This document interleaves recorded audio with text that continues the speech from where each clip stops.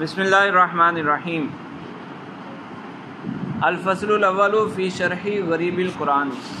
پیچھے یہ ذکر کیا تھا کہ باب ثانی میں قرآن پاک کو اس زمانے میں سمجھنا مشکل کیوں ہے، وہ وجوہات اور ان کا علاج بیان کیا جائے گا۔ تو وہ ایک لسٹ تیار کی تھی انہوں نے وجوہات کی، اس میں سے سب سے پہلے نمبر پر غریب قرآن تھا، یعنی ایسے الفاظ جو عام طور پر استعمال نہیں ہوتے، جس کا معنی واضح نہ ہو، تو اس کے بارے میں ذکر کر رہے ہیں۔ الفصل الاول فی شرح غریب القرآن۔ علاج ضمناً تو وہاں بتا دیا تھا، اس سبب کا، صرف اسی سبب کا علاج انہوں نے وہاں بتایا تھا کہ اس کا علاج یہ ہے کہ بزرگوں سے، اسلاف سے جو معنی منقول ہو اس لے لیا جائے، ڈھونڈا جائے کہ بزرگوں نے اس کا کیا معنی کیا ہے، اسی لفظ کا ائمہ تفاسیر نے کیا معنی کیا ہے۔ تو فرماتے ہیں کہ واحسن الطرق فی شرح الغریب ما صح عن ترجمان القرآن عبداللہ ابن عباس رضی اللہ عنہما عن طریق ابن ابی طلحہ۔ واحسن الشرح ہونا چاہیے کہ یہ بہترین شرح، جو غریب قرآن کے بارے میں جو بہترین شرح ہے وہ کیا ہے؟ وہ ہے کہ جو حضرت عبداللہ بن عباس رضی اللہ عنہما، جو کہ مفسر قرآن ہیں، سب سے بڑے امام ہیں، تفسیر کے سب سے بڑے امام ہیں، نبی کریم صلی اللہ علیہ وسلم نے ان کے لیے دعا فرمائی، نبی کریم صلی اللہ علیہ وسلم کی خدمت کی تھی انہوں نے، نبی کریم صلی اللہ علیہ وسلم کی خدمت کے بدلے میں ان کو وہ جو تھا نا واقعہ، خدمت بھی ویسے سارے صحابہ ہی خدمت کرتے تھے، ان کا وہ خاص واقعہ تھا نا، تہجد میں نبی کریم صلی اللہ علیہ وسلم کی ابتدا میں نماز پڑھ رہے تھے، تو انہوں نے خصوصی ادب کیا تھا، خدمت کی بجائے ادب زیادہ بہتر رہے گا، کہ ادب کی بدولت ان کو نبی کریم صلی اللہ علیہ وسلم نے دعا سے نوازا۔ نبی کریم صلی اللہ علیہ وسلم نے ارشاد فرمایا کہ اے اللہ ان کو قرآن کی سمجھ عطا فرما، تو اس دعا کی برکت یہ ہوئی کہ پھر یہ تفسیر کے امام بن گئے۔ تو حضرت عبداللہ بن عباس رضی اللہ عنہ نے جو تفسیر کی، چونکہ اس زمانے میں کوئی کتابیں لکھنے کا رواج نہیں تھا، باقاعدہ کتابیں لکھنے کا رواج نہیں تھا، وہ صدری علم ہوتا تھا، یعنی سینہ بسینہ منتقل ہوتا تھا، ایک نے کسی کو پڑھایا، اس نے پھر یاد کر کے آگے کسی کو پڑھایا، تو یہ روایتاً منتقل ہوتا تھا، سینہ بسینہ منتقل ہوتا تھا۔ تو حضرت عبداللہ بن عباس رضی اللہ عنہ سے بہت سارے لوگوں نے اس علم کو حاصل کیا، پھر انہوں نے آگے پھیلایا، پھر ایک زمانہ آیا جس میں اس کو کتابی شکل دی گئی۔ حضرت عبداللہ بن عباس رضی اللہ عنہ کی تفسیر ابن عباس، تنویر المقباس فی تفسیر ابن عباس، تو وہ جو حضرت عبداللہ بن عباس رضی اللہ عنہ کی تفسیر ہے کتابی شکل میں، وہ بعد میں لکھی گئی۔ تو جو ان کے شاگرد تھے انہوں نے اپنے اعتبار سے تفسیر لکھی، تو یہ روایت آ جاتی ہے، سند آ جاتی ہے، تو سند کے اعتبار سے نسخے مختلف ہو گئے۔ تو کہہ رہے ہیں سب سے بہترین نسخہ، سب سے بہترین حضرت عبداللہ بن عباس رضی اللہ عنہ سے جو روایت ہے وہ ابن ابی طلحہ کا طریقہ ہے، یعنی ان کی سند ہے۔ واعتمد علیہ البخاری فی صحیح، غالباً امام بخاری رحمہ اللہ نے اس پر اعتماد کیا۔ تو اس کے بارے میں یہ لکھا ہوا ہے کہ بخاری شریف میں اس کے یہ جو سند ہے، اس پر انہوں نے جو کہا نا کہ اعتماد کیا، تو بخاری شریف میں یہ سند ملتی نہیں ہے۔ تو بہرحال حضرت شاہ ولی اللہ رحمہ اللہ نے پتہ نہیں کس اعتبار سے کہا ہے۔ ثم طریق الضحاک عن ابن عباس رضی اللہ عنہ، دوسرا جو بہترین سند ہے وہ امام ضحاک کی سند ہے، حضرت ابن عباس رضی اللہ عنہما تک پہنچتی ہے، تو وہ بہترین سند ہے۔ اور تیسرے نمبر پر واجوبۃ ابن عباس عن سوالات نافع بن ازرق، یہ نافع بن ازرق یہ کوئی شخص تھا جس نے بعد میں یہ بد مذہب ہو گیا، کہہ رہے ہیں کہ اس نے حضرت عبداللہ بن عباس رضی اللہ عنہ سے کچھ سوالات کیے تھے، حضرت عبداللہ بن عباس رضی اللہ عنہ نے اس کو جوابات دیے، تو وہ بھی بہترین ہے قرآن کی شرح میں، غریب الفاظ کی شرح میں وہ بہترین ہے۔ وقت ذکر سیوطی حاضی طرق الثلاثہ فی کتابی، امام سیوطی نے اپنی کتاب الاتقان فی علوم القرآن فی کتابی الاتقان فی علوم القرآن، الاتقان میں علامہ جلال الدین سیوطی رحمہ اللہ نے ان تینوں طریقوں کو بیان کیا، یعنی تینوں سندوں کو بیان کیا۔ ثم ما نقلہ البخاری من شرح الغریب من عن ائمۃ التفسیر، پھر اس کے بعد چوتھا درجہ وہ ہے کہ جو امام بخاری نے اپنی کتاب میں، بخاری شریف میں بھی بہت سارے الفاظ کی وضاحت موجود ہے۔ بخاری میں ایک پوری کتاب ہے کتاب التفسیر، ایک پورا چیپٹر ہے بخاری کا جس میں ہر صورت کے بارے میں الگ الگ کچھ وضاحتیں لکھی ہوئی ہیں، یعنی ہر آیت کی نہیں ہے، سورہ بقرہ میں سے کچھ آیتوں کی وضاحت ہے، اسی طرح ساری صورتوں میں۔ تو وہ جو امام بخاری رحمہ اللہ نے ائمہ تفسیر سے ذکر کیا ہے، وہ جیسے امام مجاہد ہیں، امام حسن ہیں، امام قتادہ ہیں، ان سے روایت کیا ہے، تو وہ بہترین چیز ہے، یعنی اس پر بھروسہ کیا جاتا ہے۔ ثم ما رواه سائر المفسرین عن الصحابۃ والتابعین واتباعہم رحمہم اللہ رضی اللہ عنہم من شرح غریب القرآن، پھر کوئی ایسا لفظ ہے جو ان چاروں جگہ پر نہیں ملتا، کوئی ایسا لفظ ہے جس کی وضاحت ان چاروں جگہ پر نہیں ملتی، تو پھر دیکھنا چاہیے کہ ان کے بعد جو ائمہ تفسیر ہیں جن کا مرتبہ ہے ان کے تفاسیر میں ان کو دیکھ لینا چاہیے، ٹھیک ہے۔ ثم ما رواه، پھر وہ ہے جس کو روایت کیا سائر المفسرین، تمام مفسرین نے روایت کیا، عن الصحابۃ والتابعین واتباعہم رضی اللہ عنہم، صحابہ سے روایت کیا، تابعین سے، تبع تابعین سے روایت کیا، اس پر اعتماد کیا جائے گا۔ وَأَرَى مِنَ الْمُنَاسِبِ أَنْ نَجْمَعَ فِي الْبَابِ الْخَامِسِ مِنْ هَذِهِ الرِّسَالَةِ جُمْلَةً صَالِحَةً مِنْ شَرْحِ غَرِيبِ الْقُرْآنِ مَا بِيَانِ أَسْبَابِ النُّزُولِ۔ شاہ ولی اللہ محدث دہلوی رحمہ اللہ وہ فرماتے ہیں کہ مجھے مناسب یہ لگتا ہے کہ میں اس کتاب کے، اس رسالے کے 5ویں باب میں یہ کچھ جامع معنی خلاصہ ذکر کروں، جس میں غریب قرآن کا بھی ذکر ہو اور اسباب نزول کا بھی ذکر ہو، وَأَجْعَلَهَا رِسَالَةً مُسْتَقِلَّةً، اور ایک اس کو مستقل رسالے کی شکل بھی دوں، اس کتاب کا 5واں باب بھی ہو اور مستقل رسالے کی شکل بھی ہو۔ فمن شاء ضمها الى هذه الرسالة ومن شاء افردها على حدة، وہ رسالے کی شکل اس لیے یہ دینی ہے کہ جو اس کتاب میں شامل کرنا چاہے وہ اس کتاب میں شامل کر دے، اور جو الگ چھاپنا چاہے وہ الگ چھاپ لے، تو اس کتاب میں وہ موجود نہیں ہے، ابھی طریقہ یہی چلتا آ رہا ہے کہ اس کو الگ ہی رکھا گیا ہے۔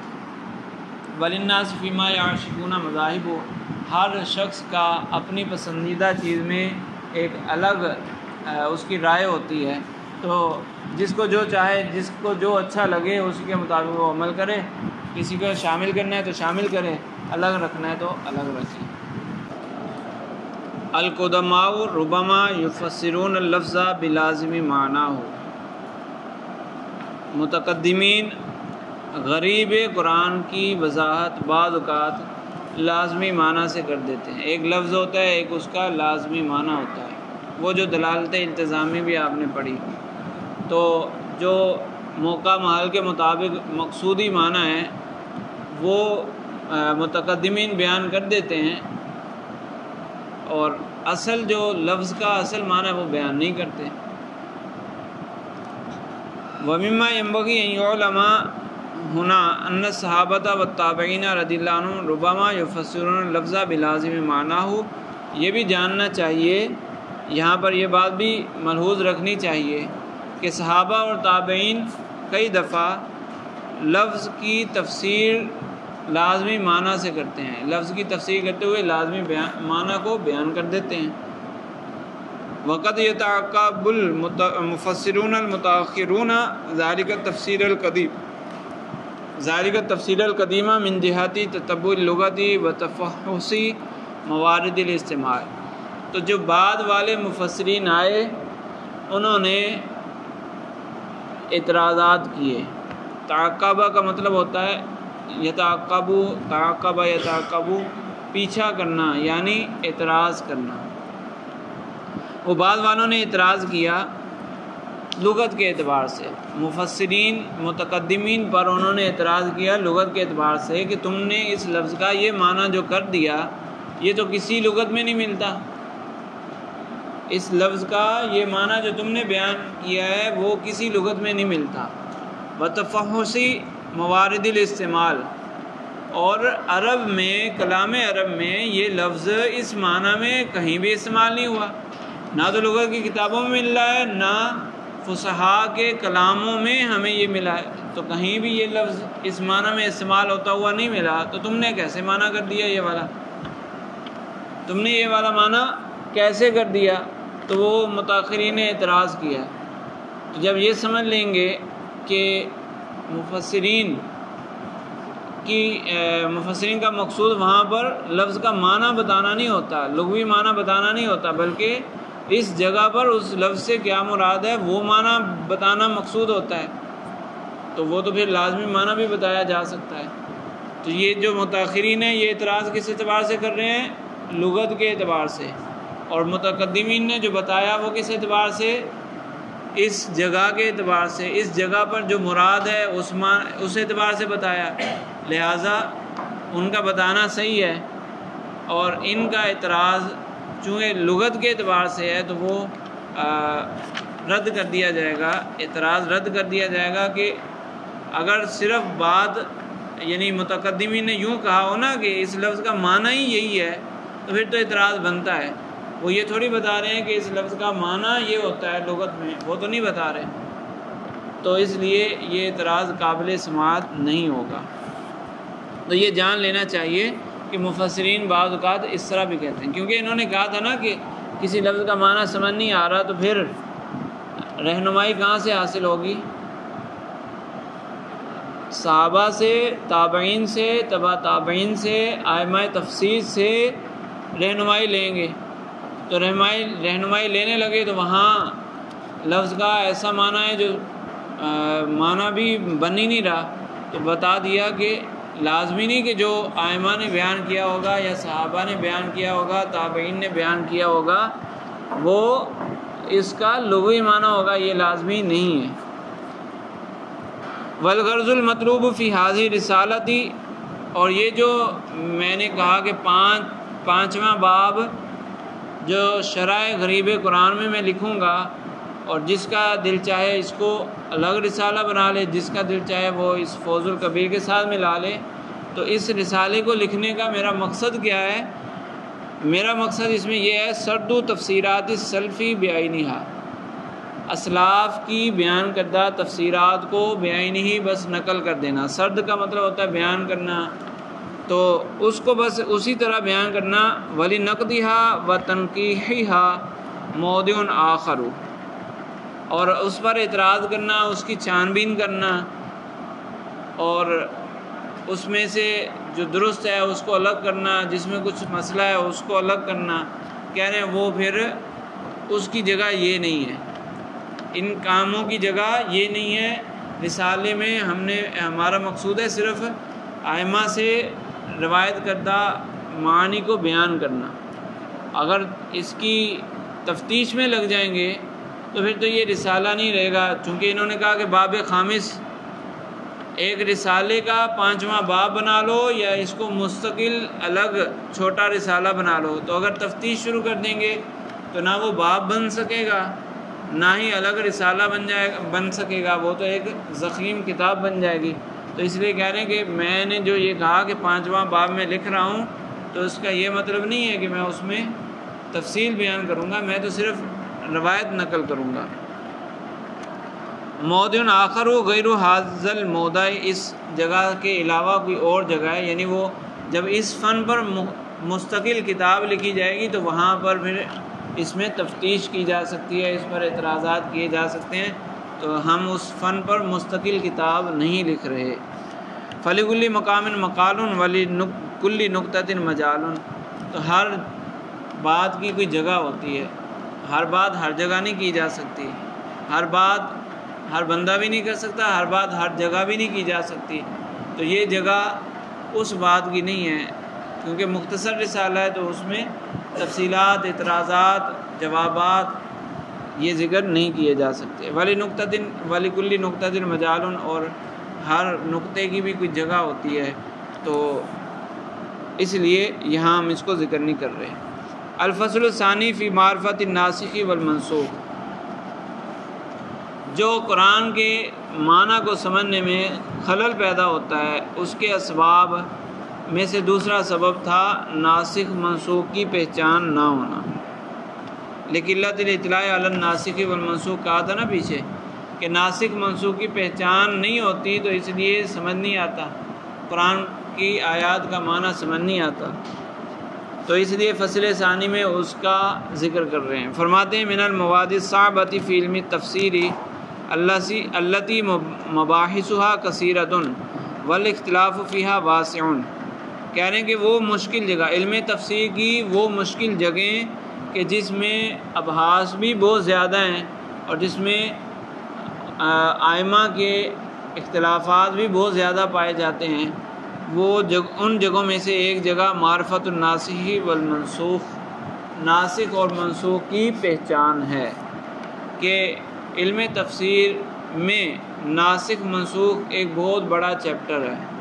علم تفسیر کے اندر ناسخ اور منسوخ یہ ایک بہت بڑا چیپٹر ہے، اس میں اختلافات بھی کثرت سے ہوئے ہیں، کسی نے کسی کو ناسخ بنایا، کسی آیت کو ناسخ بنایا، کسی کو منسوخ بنایا، کوئی کہہ رہے نہیں یہ ناسخ نہیں ہے، کوئی کہتا ہے یہ منسوخ نہیں ہے، تو یہ بہت وسیع چیپٹر ہے، اس کی پہچان بھی ضروری ہے۔ وَمِنْ أَقْوَى وُجُوهِ الصُّعُوبَةِ اخْتِلَافُ اصطلاح المتقدمین والمتاخرین، تو جب ناسخ منسوخ ویسے اگر دیکھا جائے تو اس میں اختلاف ہونا تو نہیں چاہیے، اور اس کو سمجھنا مشکل بھی نہیں ہونا چاہیے کہ ناسخ کا مطلب ہوتا ہے کینسل کرنے والا، منسوخ جس کو کینسل کیا گیا ہو۔ تو اگر بتا دیا جائے کہ قرآن میں یہ آیت کینسل کرنے والی ہیں اور ان آیتوں کو کینسل کیا گیا ہے، تو پھر مشکل کیسی؟ انہوں نے کہا نا کہ مشکل مقامات میں سے ایک ہے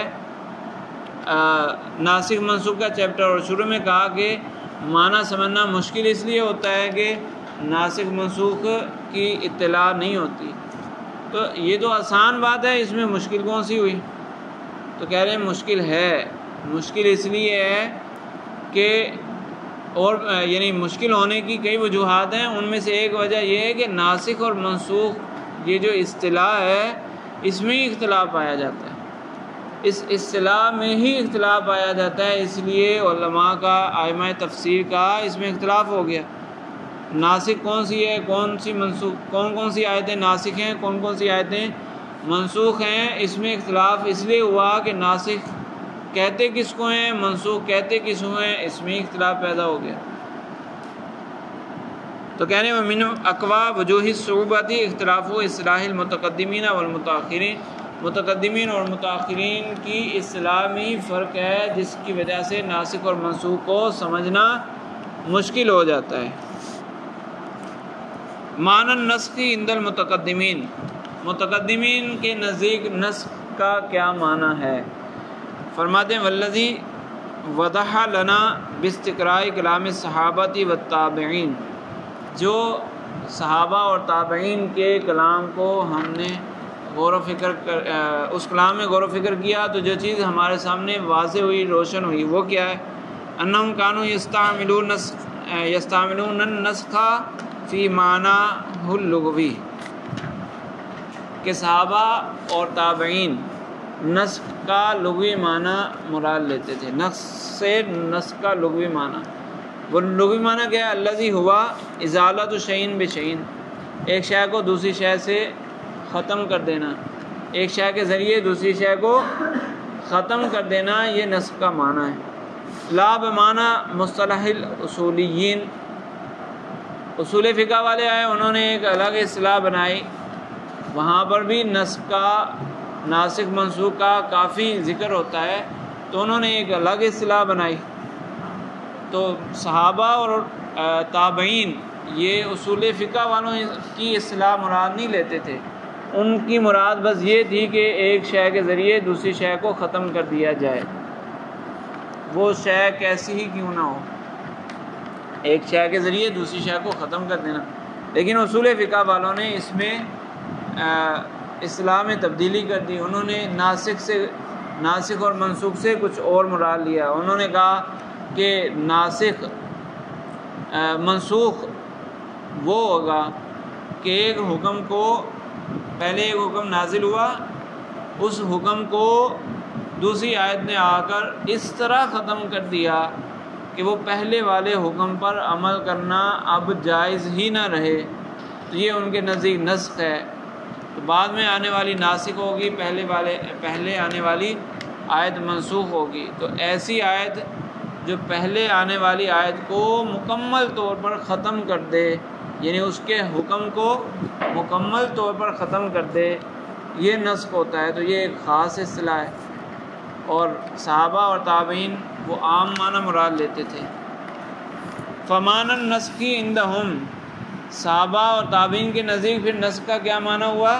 ازالۃ بعض اوصاف الآیت بآیت اخری، ایک آیت کے کچھ اوصاف کو دوسری آیت سے تبدیل کر دیا جائے، ختم کر دیا جائے۔ سواء کانا ذالک، اب وہ کس طرح اوصاف تبدیل ہو سکتے ہیں؟ ببیان انتہائی مدت العمل، ایک آیت میں ایک حکم تھا، دوسری آیت نے یہ بتا دیا کہ اس کام کی انتہا یہاں تک ہے، اس حکم کی انتہا یہاں تک ہے۔ او بصرف الکلام عن المعنی المتبادل الی غیر المتبادل، یا ایک آیت میں ایک حکم نازل کیا گیا، جو الفاظ استعمال ہوئے اس سے ایک فوری معنی سمجھ آتا تھا، لوگ وہی سمجھے، تو دوسری آیت نے آ کر بتا دیا کہ اس سے وہ والا معنی مراد نہیں ہے بلکہ کوئی اور معنی مراد ہے۔ او بیانی کون القید اتفاقیاً، یا قرآن میں ایک قید ذکر ہوئی تھی، ایک آیت میں کوئی قید ذکر ہوئی تو لوگ سمجھے کہ یہ قید احترازی ہے، تو دوسری آیت نے بتا دیا کہ یہ قید اتفاقی ہے۔ اور بتخصیص عام، یا ایک عام حکم تھا اس کو خاص کر دیا گیا۔ اور ببیان الفارق بین المنصوص و بین ما قیس علیہ ظاہراً، یا یہ کہ ایک حکم نازل ہوا تھا، صحابہ نے کسی دوسری چیز کو اس پر قیاس کیا، تو آیت نازل ہوئی اور آیت نے بتا دیا کہ یہ قیاس درست نہیں ہے، وہ مقیس علیہ اپنی جگہ پر باقی ہے، لیکن اس دوسری شے کو جو قیاس کیا گیا وہ قیاس درست نہیں ہے۔ او بازالۃ عادت من العادات الجاہلیہ، یا دور جاہلیت کی کسی رسم کو، کسی عادت کو ختم کرنا، تو ہمیں اس میں پہلے آیت کا ہونا بھی ضروری نہیں ہے۔ ایک آیت آئی، اس نے عربوں کی کسی عادت کو منسوخ کر دیا، عربوں کے اندر کوئی کام پایا جاتا تھا اور آیت نے آ کر اس کو ختم کر دیا، تو یہ بھی نسخ ہوگا۔ او برفع شریعت من الشرائع سابقہ، یا پہلی شریعت جو سابقہ شریعتیں ہیں، یہ تو پیچھے ذکر ہوا نا کہ مشرکین عرب دعویٰ کرتے تھے ملت ابراہیمی پر ہونے کا، اور اصل ملت ابراہیمی جو تھے، یعنی جو احکام تھے وہ بگڑ کر، انہوں نے بگاڑ اگرچہ پیدا کر دیا تھا لیکن کچھ نہ کچھ وہ موجود تھے، اگرچہ انہوں نے تبدیلیاں کر دی تھیں لیکن کچھ نہ کچھ تو وہ موجود تھے، تو وہ پچھلی شریعت کا حکم آیت کے ذریعے منع کر دیا گیا ہو کہ وہ حکم اب نہیں ہے، تو اب اس میں بھی ایک آیت ناسخ بنے گی لیکن منسوخ کوئی آیت نہیں ہوگی، تو اس اعتبار سے پھر معنی وسیع ہو گیا، تو اس اعتبار سے پھر ناسخ کتنی ہوں گی آیتیں؟ بہت زیادہ۔ کہ قرآن کا مقصد ہی عرب کی عادتوں کو سنوارنا تھا، تو اس طرح تو اکثر حصہ ہی ناسخ ہی ہو جائے گا، قرآن کا اکثر حصہ ناسخ ہوگا۔ تو اس لیے فرق ہو گیا جب اصطلاحوں میں، تو پھر ناسخ اور منسوخ کی تعداد میں بھی فرق ہو گیا۔ تو فرماتے ہیں عدد الآیات المنسوخات عند المتقدمین، تو پھر متقدمین کے نزدیک منسوخ آیتوں کی تعداد کتنی ہے؟ کہہ رہے ہیں جب یہ ہم نے اسباب بیان کر دیے تو فتسع باب النسخ عندہم، اب نسخ کا دائرہ کار وسیع ہو گیا، وکثر جولان العقل فیہ، اور عقل کا گھومنا اس میں بڑھ گیا، یہ پچھلے والے جملے کے معنی میں ہی ہے۔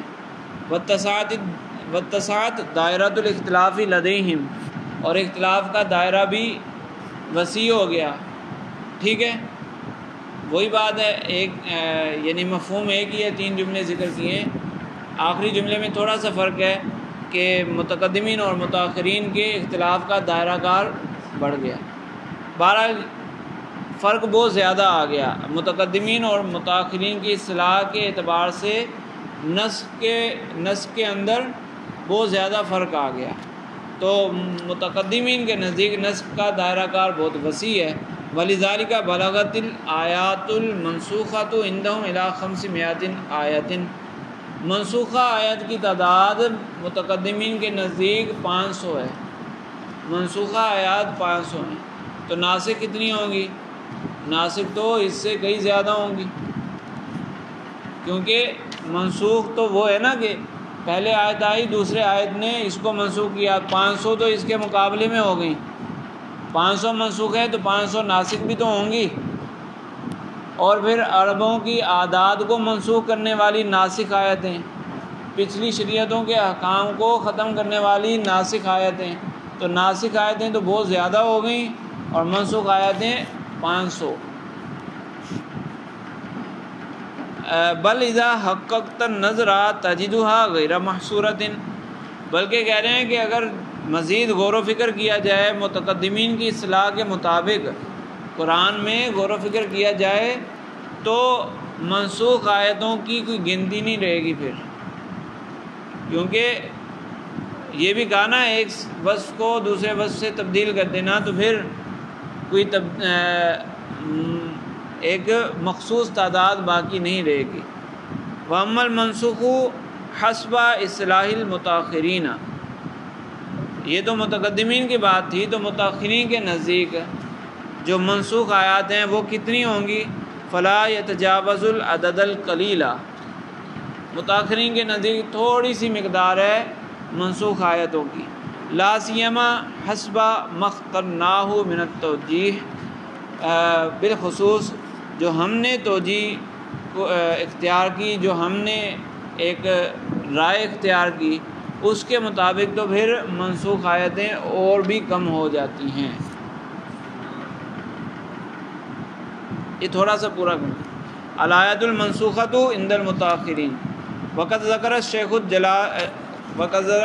الشیخ جلال الدین السیوطی فی الاتقان عن بعض العلماء ما ذکرناہ آنفا بتقریر مبسوط کما ینبغی، کہہ رہے ہیں یہ جو ہم نے ابھی کچھ ذکر کیا ہے، یہ علامہ جلال الدین سیوطی رحمہ اللہ نے الاتقان میں تفصیل سے ذکر کیا ہے، ایک مناسب مقدار میں اس کو ذکر کیا ہے، اور علماء کے اقوال کے ساتھ۔ یہ تو ابھی انہوں نے خلاصہ ذکر کر دیا نا، تو انہوں نے کچھ تفصیل ذکر کی ہے علماء کے اقوال کے ساتھ۔ ثم حررہ، یہ بحث ذکر کرنے کے بعد پھر علامہ جلال الدین سیوطی رحمہ اللہ انہوں نے تحریر کیا ہے المنسوخہ، منسوخ آیاتوں کو تحریر کیا ہے، طبقہ رائے المتاخرین، متاخرین کی رائے کے مطابق، موافقا للرائے شیخ ابن عربی، شیخ ابن عربی رحمہ اللہ کی رائے کے مطابق منسوخ آیات کو ذکر کیا ہے، ان آیات کی لسٹ بنائی ہے۔ فعدہ قریبا من 20 آیتاً، تقریباً 20 آیتیں انہوں نے ذکر کی ہیں۔ علامہ جلال الدین سیوطی رحمہ اللہ نے تقریباً 20 آیات ذکر کی ہیں کہ یہ بس قرآن میں یہ 20 منسوخ ہیں۔ وللفقیر فی اکثرھا نظر، اور فرماتے ہیں کہ مجھ فقیر کی اکثر پر نظر ہے، ان 20 آیات میں سے اکثر پر میں نے نظر لگا دی ہے۔ فلنورد کلامہ مع التعقیب، تو نظر سے مراد یہاں اعتراض ہے، یعنی مجھے بہت ساری جگہوں پر اعتراضات ہے، تو اب وہ جو علامہ جلال الدین سیوطی رحمہ اللہ نے ذکر کی ہیں ان کو ہم ذکر کرتے ہیں، اور ساتھ جو اعتراضات ہیں میرے اعتراضات وہ بھی میں ذکر کرتا ہوں۔ تو یہ ترتیب وار انہوں نے آیات ذکر کی ہیں۔ انہوں نے کل 21 آیات ذکر کی ہیں، ٹھیک ہے۔